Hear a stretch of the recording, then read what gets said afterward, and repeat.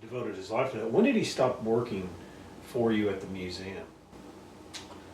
Well, it was when we had economic downturn, and they literally, over half of the Philbrook staff was laid off. Good gosh. So partly his artwork was also a factor in that, because he'd really rather work on that all day and not at Philbrook. Yeah.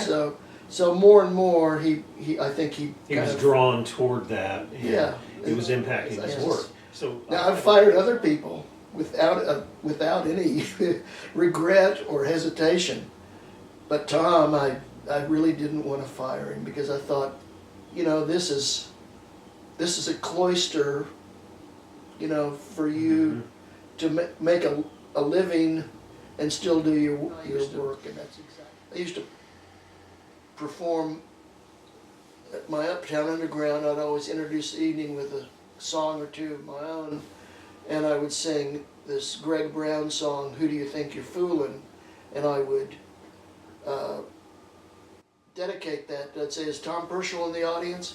I said, "He's the most cynical man I know, and this is the cynical song." The awkward twist here that I'm feeling, we go from this moment where you're firing the guy and you're crying because it's breaking your heart to have to do that, right into you recognizing Tom's cynicism, which was part of his behavior throughout the time that I knew him. It was a trait that he had, and I think, I can recognize why he felt that way. Oh, I do too. Yeah. Art wasn't respected by the Buffalo heads, as he might call them, in the community, and he felt like he was misunderstood. That and I think he recognized where we live too, this red state, the demands of towing the line and all of that. So I understand his cynicism, but he also had a great passion for the New York Times, had a great passion for Woody Allen films. He through and through, he should have been living in New York City. It's really where he should have been living, and might have become more accepted as an artist if he lived there. Yeah, perhaps. But did his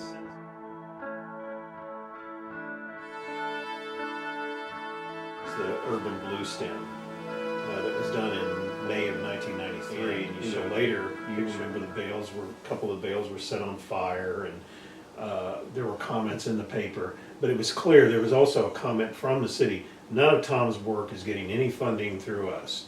He's raising all this money. We're allowing him to do it, but we're not paying anything for it. So yeah. I find that.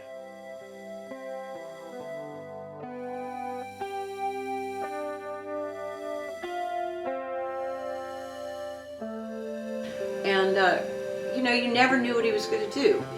And certainly he had a lot of energy. Then he got very involved with TAC, and he's the one who brought in that whole, started that whole 5x5, fundraiser, which was such a great fundraiser for TAC.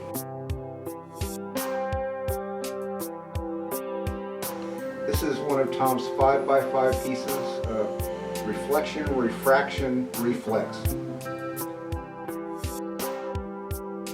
What are your memories of Tom's involvement, or was he the instigator of what became a fundraiser, big fundraiser for TAC, the 5x5 annual exhibit? Yeah, my memories are that yes, he was responsible for that. I remember talking to him one day in the gallery, and he actually the 5x5 was the idea was a spin-off from the 12x12, which was a fundraiser for OVAC in Oklahoma City, Oklahoma Visual Arts Coalition, and I had contributed 12x12s, and I think probably Tom had too. I don't know, but that was a fundraiser down there, and that was very successful. So he came up. He wanted to do a spin-off locally, and he liked odd numbers. 5 is an odd number, so in the end, we let him be president a couple of times, at some point, he'd been in that position for quite a while, much to our benefit. But we had a yearly meeting, and we had, some of us had come up with the idea that why couldn't he be gallery director, something like that. We could still have a president, you know, and elect a new president every couple of seasons. I think it was every 4 years, no, every year. So we told him and we encouraged him to do that. That way he would keep that position, and he went for it and became gallery director. And again, he kept the studio open, the gallery open all during the weekdays, and it was definitely to our benefit. And I found it, you know, he really took it pretty seriously about, he started thinking, well, you know, in terms of what, who could we invite to show here Right. in our gallery. Didn't he kind of open it up to people from other cities and? Yeah, but he would get a wild hair and like say, Tom Orr. Another artist he brought in was Tom Orr, and he filled the gallery with an installation for new genre in conjunction with living arts. And it was in our gallery, and it was rods that were in a cube standing upright, and in the middle was some rods that were in the shape of a halo.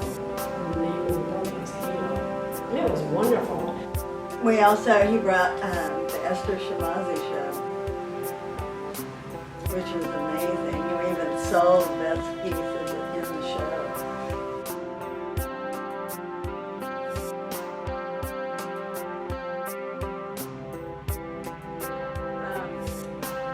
Down the road, I was very involved with Living Arts, and I got started this fundraiser for Living Arts called Living Art in the Garden, and we would go to gardens that people understood that people are just a little different, that they like to have unusual things in their garden.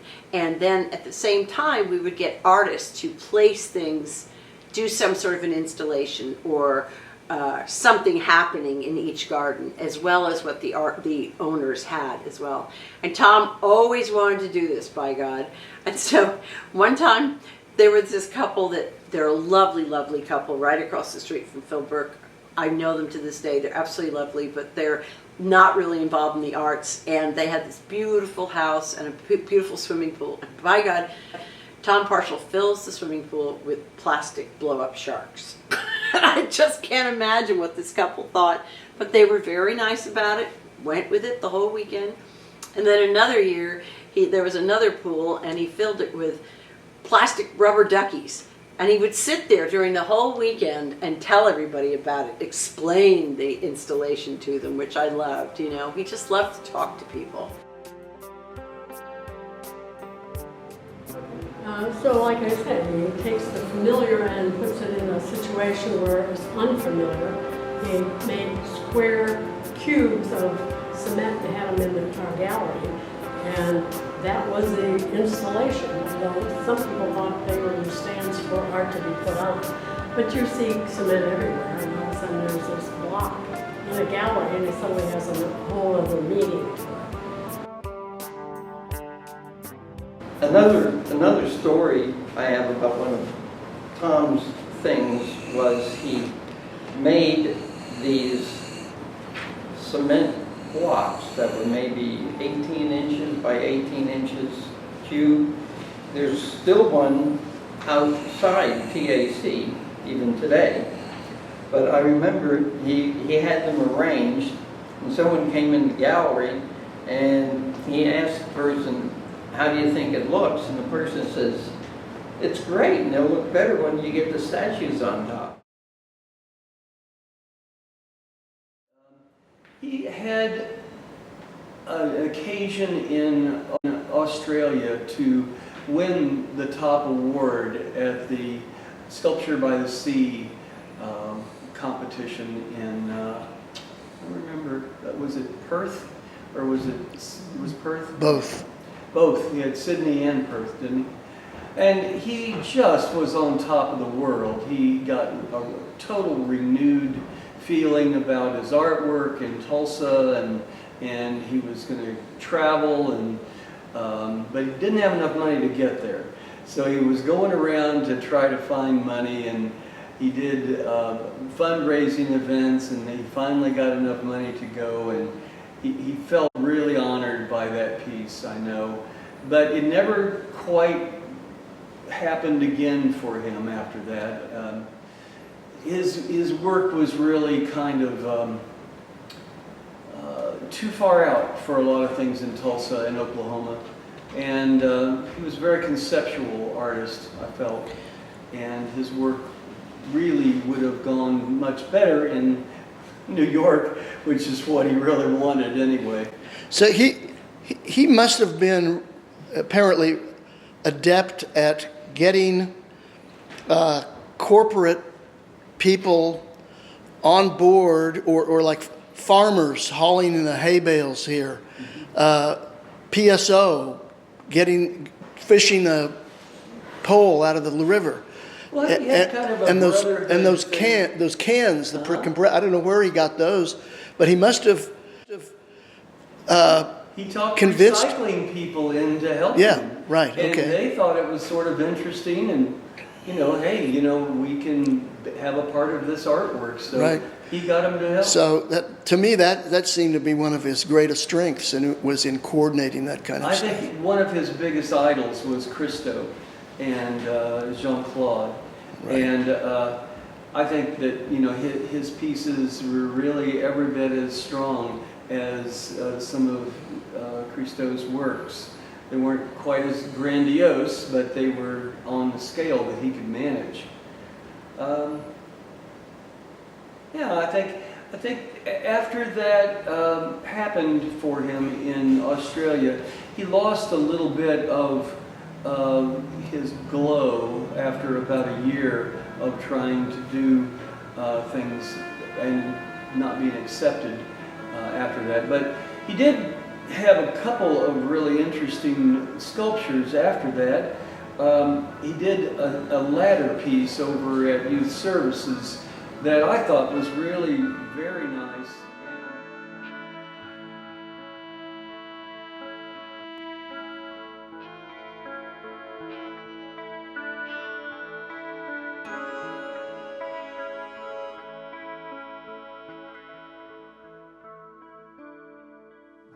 We're not paying anything for it. So Yeah. I find that, upon reflection, it's like, man, that guy was from the late 1980s in through 2010.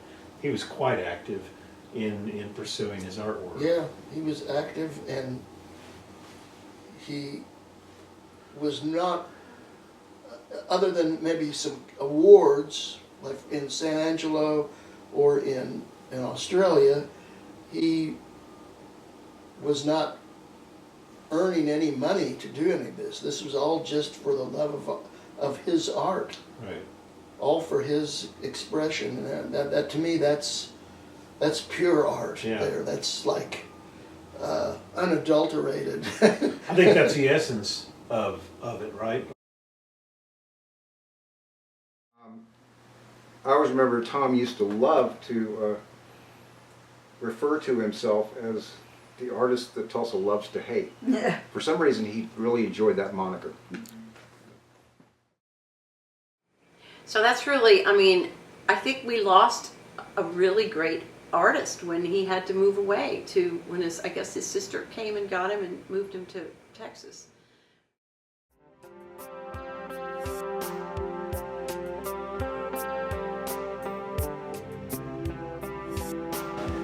That Tom was like so many artists, that he really only wanted to make his art, and he never really wanted to work at anything else.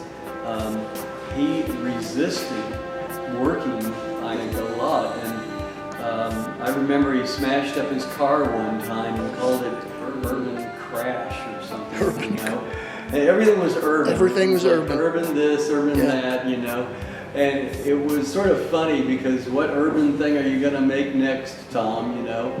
But I don't know, he had a way to rub people the wrong way a lot of times, but he always was a fascinating source of kind of wry humor, and I always liked him, you know. I always thought he was a fascinating person in Tulsa's history of art.